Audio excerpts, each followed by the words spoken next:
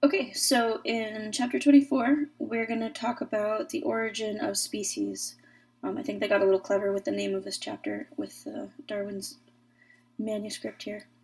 Um, so I guess the first thing to talk about is what is a species? And this is not as easy to define as you might think it is. So if I asked you, what do you think defines a species, we'd probably come up with things like they have to be able to mate, or they have to live near each other, or they have to look the same, or they have to share the same genetics. And so we've taken aspects of a lot of those different answers, and we've come up with lots of different theories on what defines a species. So we need to be able to define a species before we can even say one species is going to diverge into two new species. And so this is the process of speciation, which is where we take one species and it, for some reason, splits into two or more, typically because there's genetic variation or lack of gene flow, some kind of mutation. They no longer can mate, they don't live in the same area, something happens.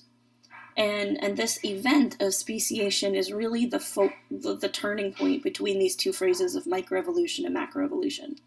So we've talked about microevolution. This was Hardy-Weinberg looking at allele frequencies from one generation to the next generation to the next generation. And then macroevolution is when you take a really big step back and you're looking at more of kind of like what you see down here in this phylogeny, where we had some kind of cat-like common ancestor. There were genetic changes as results of maybe mutations or other kinds of changes. One species did better as a small animal that was eventually domesticated by, I believe, the Egyptians first, and then the rest of us. And then we lead to these other different morphologies of these big cats. And they're all more commonly related to each other than to things like a bear or a dog, because they have this common ancestor. So we can see this kind of overarching pattern.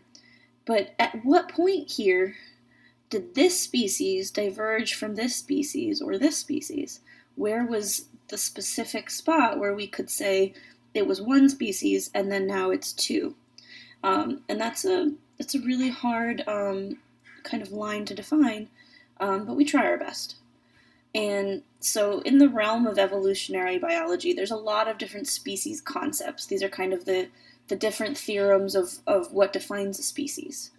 And the biological species concept is by far the most commonly used. And so we'll start with this one.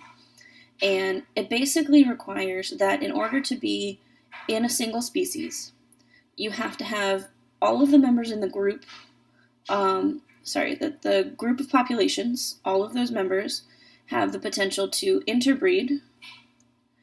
And so this is all of the different populations, right? So they're not necessarily in the same spot, but if they were in the same spot, they could interbreed.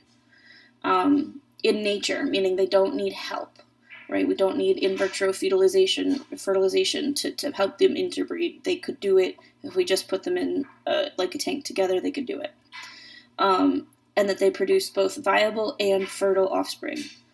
So there's two keywords there that are going to come up later when we talk about reproductive barriers. Viable means that the offspring are going to live, right? So that they actually develop into an offspring, they are born or hatched or whatever it is, and they can live a full and meaningful life without, being feeble or dying because of genetic issues. Fertile means that the offspring themselves are able to mate with the same species and produce the same species of offspring. We're going to see later that there are going to be ways to produce interbred organisms that are not fertile because they can't breed. And so these are the requirements for the biological species concept, which is the one we're going to focus on here for the majority of this topic.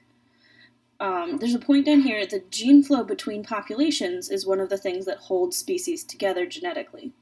So even though we could have populations of the same species living in different locations, if there is some gene flow between them, that means that they're interbreeding. And so as far as the biological species concept is concerned, that those would be an individual species.